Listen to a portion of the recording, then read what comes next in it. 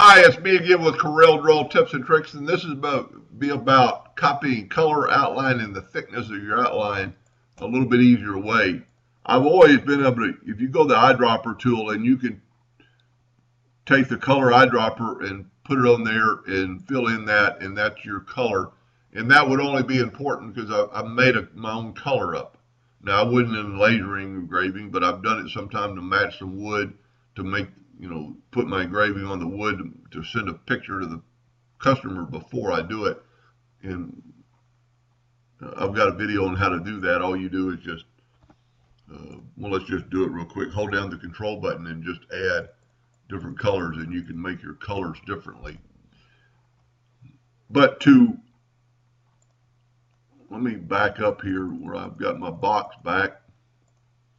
If I wanted that outline, I could go to Attribute Eyedropper and click on there and then fill that in, and I got the color and the pen style. Well, that's one way to do it, and probably just as quick since it did both of them anyway.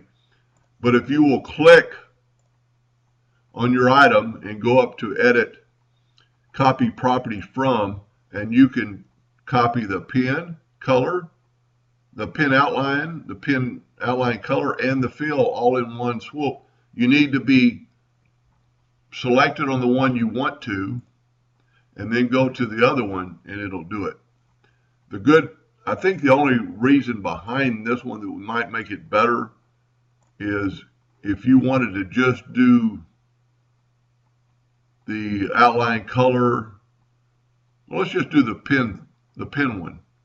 Press OK, and see it did it in red because it didn't change the color because I started off with a red box.